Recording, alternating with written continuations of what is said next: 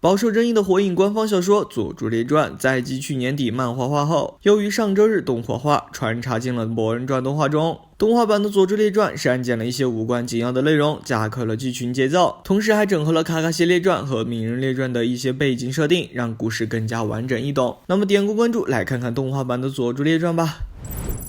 几年前，鸣人被不明疾病缠身，从九郎妈那里得知六道仙人也曾出现过与鸣人同样的病症，木叶便将火之国保存的所有关于六道仙人的资料翻了个底朝天，得知六道仙人曾在猎头国的首都王宫和塔塔尔天文研究所休养过。于是卡卡西和佐助兵分两路，去到猎头国和塔塔尔天文研究所寻找线索。猎头国是个被高山长期与外界隔绝的国家，先王驾崩后，女儿马拉利继承了王位，但因年幼，大权旁落到了宰相手中。现在国内爆发饥荒，一片混乱，猎头国却因常年闭关锁国，没有邦交国，无法获得其他国家的支援。于是宰相决定迁国到物产更丰富的地方，因此发动战争，抢夺土地，在所难免。另一边，卡卡西去到天灵村，成为了女王的弟弟娜娜拉王子的家庭教师，准备借此查阅王族代代相传的一些资料，但藏书室却被宰相下令封锁了起来。一天，王子被召回王宫，宰相让王子搬离天灵村，因为他们的军队会马上进驻那里。女王和王子虽有10000个不愿意，但没有实权的他们也无能为力。与此同时，扮成王子侍女的卡卡西潜入了先王的藏书室，找到了记载当年六道仙人行踪的写本六道记。另一边，佐助扮成囚犯被带到了塔塔尔天文研究所做苦力。中午，佐助在与他的3个室友用餐时被误认为是单身，因为在他们国家要是结婚了，夫妻双方是会交换戒指的，而佐助无名指上却没有戴戒指。这时3个狱霸找上了佐助，看佐助是新来的，狱霸们准备给佐助一个下马威，只是结果显而易见，3人都被佐助撂倒在地。食堂的骚乱引来了侍卫，肇事者佐助自然将受到严惩，但目睹事端的所长赞思鲁认为佐助是正当防卫，帮佐助解了围，但还是警告佐助做事不要太张扬。下午，一名试图越狱的囚犯命丧龙兽之口，这只龙兽名叫马老，是所长赞思鲁饲养的，负责天文所的看守工作，他会毫不留情地吃掉违规之人。也正因如此，很少有犯人敢从这里越狱。夜里，佐助和室友们玩起了摇骰子，佐助用土盾将一块石头打磨成了宝石作为筹码，又用风盾出老千，摇出了最大的数字。作为回报，佐助让室友佩吉拉帮他打掩护，他准备出去一趟。到了外面，佐助还在思考马老的事，他觉得马老十有八九是赞思鲁的通灵兽，但是马老存在的时间实在太长了，这得消耗赞思鲁多少查克拉呀？难不成他的通灵术和我们火之国的不一样？这时，从走廊深处传来了爪子抓地的声音，马老缓缓从黑暗中现身，又猛地朝佐助扑了过来。正好佐助准备用幻术控住马老，就能知道个究竟了。然而马老的动作并没有停止，难道幻术没生效？于是佐助钻到了马老身下，给了马老一掌，又接了一个扫腿，让马老摔了个四脚朝天。但是地板上却出现了爪痕，要是被人发现战斗的痕迹，那这次潜入任务就没意义了，所以还是尽量避免冲突为好。还没等佐助走远，马老便起身追了上来，速度非常快。佐助从卷轴里掏出苦无，斩断了马老的前爪，然后又顺手在马老身上来了一刀，吓跑了马老。第二天，佐助在食堂阳台上瞧见地里的马老还活蹦乱跳着，昨晚被斩断的爪子和身上的伤口居然全都复原了。由于看马老看得太过入神，佐助竟没察觉到赞思鲁已经走到了他的身后，并且赞思鲁已经知道了佐助对马老下手的事。既然一切暴露了，那就没办法了。佐助转身朝赞思鲁发动幻术，可是又没效果。原来赞思鲁的双眼都是异眼。佐助愣在了原地，思考着下一步该做什么。博人传动画第238集《佐助列传》第2集，精彩继续。上集讲到，佐助潜入天文所，打伤了马老，受到了所长赞思鲁的特别关照。一些侍卫会在佐助做苦力时找他麻烦，但佐助并没有反抗，因为他忍者的身份一旦暴露，势必会被送出天文所。为了鸣人，这些屈辱暂时也只能忍耐了。晚上回到房间，佐助听室友们说起，最近所里来了一位美女医生，赞思鲁房间的地下室还藏有秘密。画面转到地下室，昨晚被佐助打伤的马老正躺在一个祭台上，另一个一模一样的马老随时在赞思鲁身旁。赞思鲁嘴里嘀咕着，佐助虽坏了事，但只要再做一只新的就行了。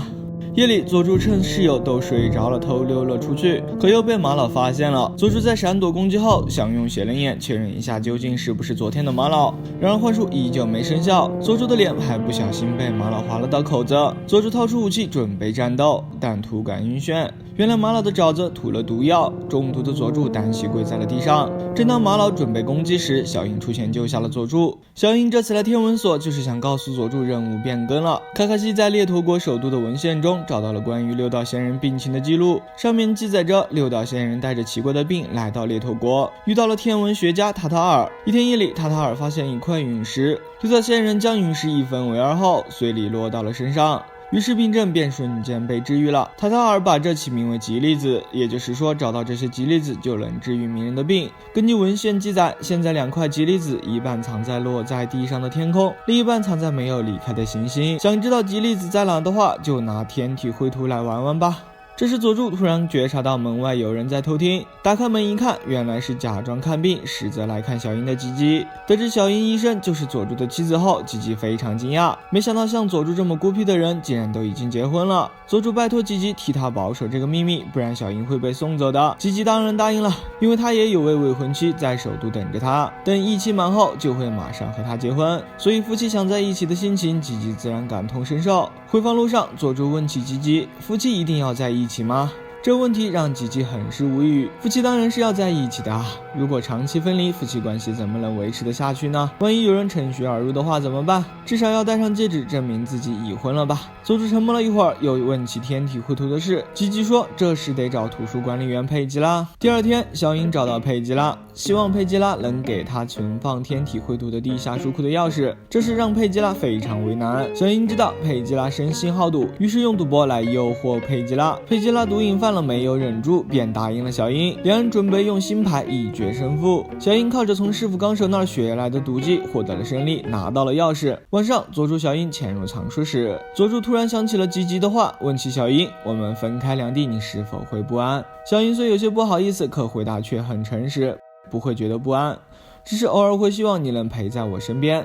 借着月光，佐助牵起了小樱的手，两人四目相对，虽有千言万语，却难诉于口。带着吧，一枚红宝石戒指出现在了小樱的无名指上，小樱脸上瞬间泛起红晕，用简单的感谢二字回应了佐助的心意。两人到了藏书室，顺利找出了天体绘图，可书里面只有12张水墨画，上面的图案和新牌上的一样，都是些狸猫、乌龟、猴子之类的。佐助总觉得这些图案在哪里看到过，直到看到篝火那页，那9缕火焰恰如九喇嘛的9根尾巴。原来如此，这些图案画的是10只尾兽和天文学家塔塔尔，还有6道仙人。佐助还发现这些图案能和12星座对应上。为了进一步解开天体绘图的秘密，佐助准备前往赞思路房间的地下室一探究竟。眼下正好有个机会。博人传动画284集《佐助列传》第3集精彩继续。上集讲到，佐助和小樱找到了天体绘图，推测出上面的图案代表着10只尾兽、塔塔尔天文学家和6道仙人。为了进一步摸清天体绘图的情报，佐助准备潜入赞思路房间的地下室一探究竟。眼下正好有个机会。晚上回房间后，佐助和室友都无聊的打发着时间。吉吉想着，反正闲着也是闲着，还不如来逗逗外边巡逻的马老。吉吉抢过钢龙用来画画的扁桃树枝，吸引着马老靠近。马老果然很温顺的凑上前来，任吉吉抚摸。见马老一反平日狂暴的样子，佩吉拉也凑上去抚摸马老。可马老突然性情大变，向佩吉拉发起攻击。原来刚刚佩吉拉的脚伸出了牢门，被马老认定是违规了，这才攻击的他。马老这一番暴动掀翻了煤油灯，腹部也被热油烫伤了。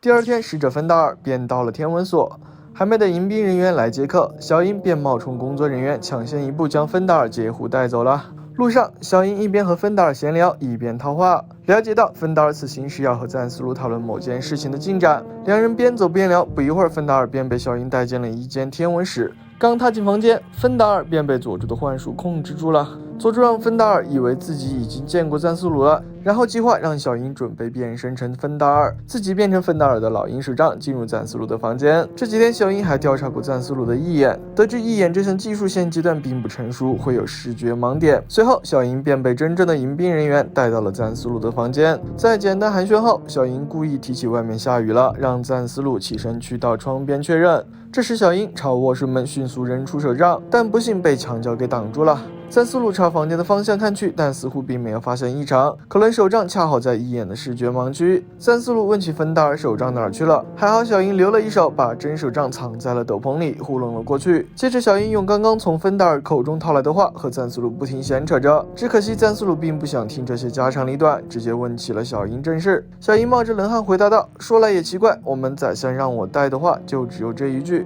就是进展顺利吗？我也不知道是什么意思。小樱歪打正着，赞斯鲁似乎对这个回答非常满意，想必这位宰相也是位谨慎之人。赞斯鲁回答道：“一切都很顺利啊，有要求的话，我这边随时都可以输送战力，到首都的话，估计也要不了几天。”小樱想继续套话，问战力有多少，赞斯鲁却没有告诉小樱具体数字，只说宰相都知道的。与此同时，佐助用土遁做了把钥匙，打开了门，可开门声却惊动了赞斯鲁。赞斯鲁正准备回头确认情况时，小樱叫住了他，连连的道歉让赞斯鲁不好意思。佐助也趁机溜进了房间，这间卧室连接着地下室。佐助走到最下层，发现一扇铁门，打开一看，里面竟全是鸡，周围还堆满了化石。一个可怕的念头从佐助脑中闪过，难道这些是用来发动绘图转身的祭品？这间房间连接着天文所的后院。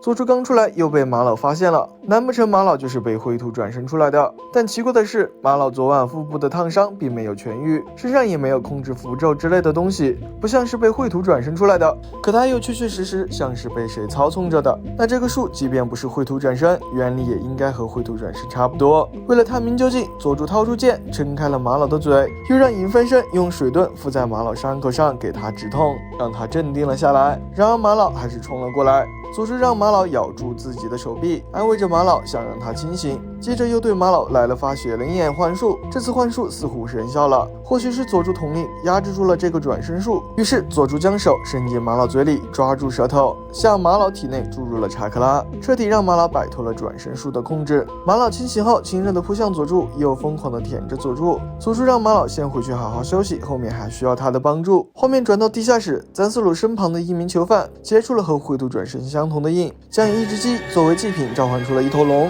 可能是技术还不够成熟，这头龙还保留着一些鸡的特征。不过赞斯鲁还算比较满意，大言不惭道：“不久后，他的恐龙军团将天下无敌。”《博人传》动画第285集《佐助列传》第4集精彩继续。上集讲到，佐助潜入赞斯鲁房间的地下室，发现了一群鸡和一堆化石。佐助推测这是赞斯鲁用来发动绘图转身的祭品，而被绘图出来的就是马老这些龙兽。第二天，卡卡西传来消息，告知小樱猎头国的宰相准备以女王马拉利的名义发动战争。之前赞斯鲁提到的战力恐怕就是支援宰相的兵力吧，但问题是这些兵力在哪儿呢？饭点，佐助的室友刚龙看到小樱无名指上的戒指，问起小樱是不是结婚了，丈夫人怎么样。小樱羞涩地回答道：“他是个温柔又单纯的人，但有时说话太直接，会让旁边的人很困扰，而且想法也很极端。不过这些在我看来都是优点，况且他还长得很帅，但他好像从来没在意过自己的颜值，这种随性我也很喜欢。”原来如此，佐助可真有福气呢。刚龙的话惊到了小樱，他是怎么知道佐助是我丈夫的呢？小樱极力辩解，刚龙只轻描淡写的说道：“佐助喜欢坐在这里看窗外的杏花，杏花是粉色的，形状也和樱花非常相似。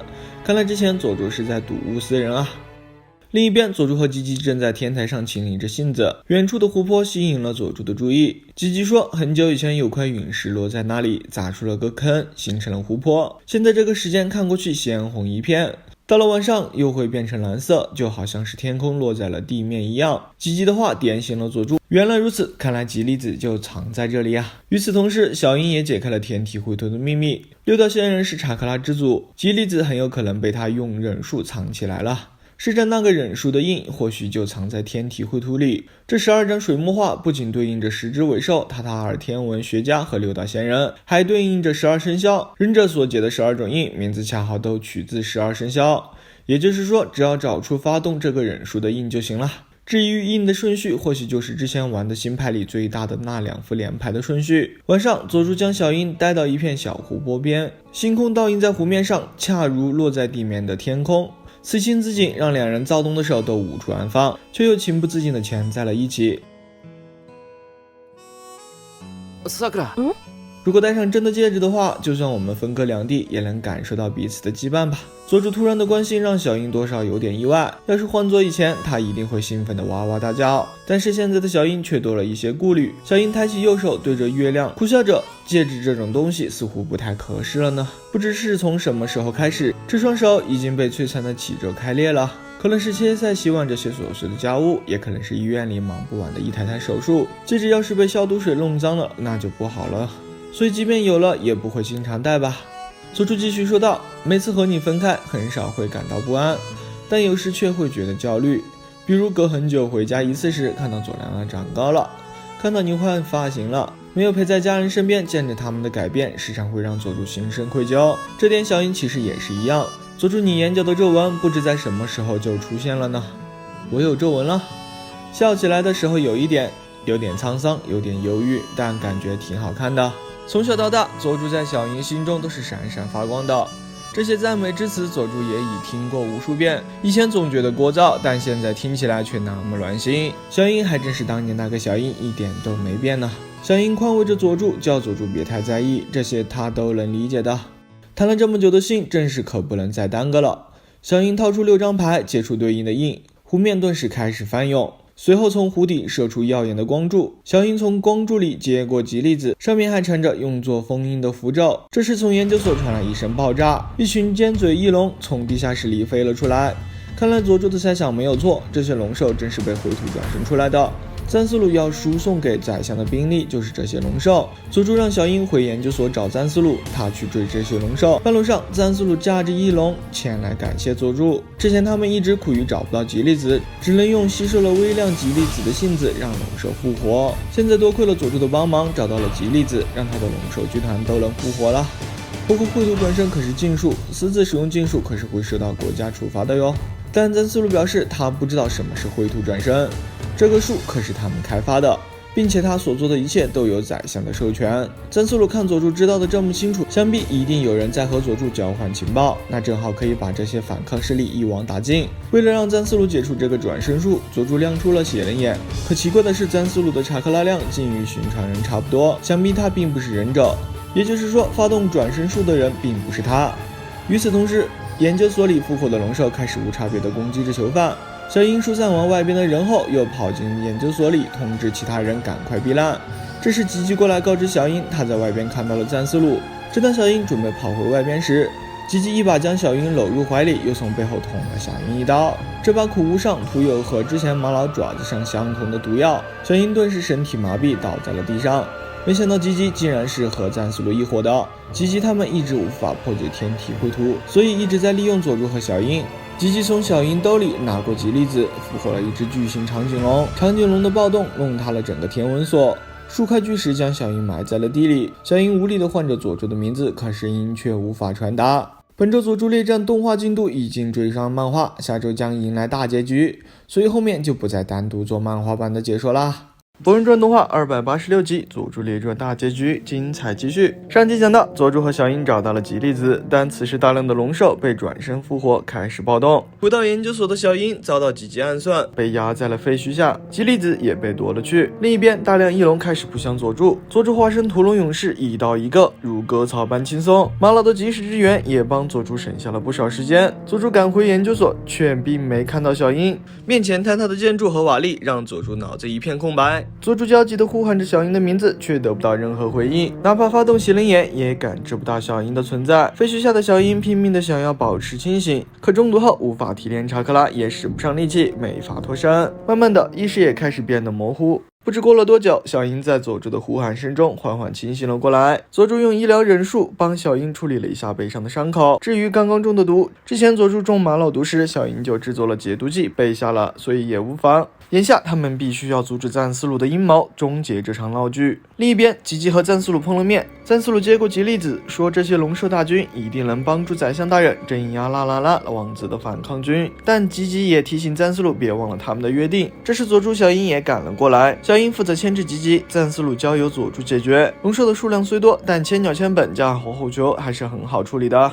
与此同时，马老也跳到了赞思鲁的坐骑上。由于赞思鲁本就不是忍者，手无缚鸡之力的他只能焦急地呼喊着救命。好在一只翼龙带走了他。这时佐助的联络鹰递来了消息，说卡卡西那边已经得手了，拉拉拉王子拿下了宰相。佐助叫赞思鲁赶快投降，宰相的计划已成泡影。但赞思鲁并不死心，他决定用吉粒子操控龙兽军团，代替宰相发动战争。瞬间得到吉粒子力量的龙兽们开始发飙。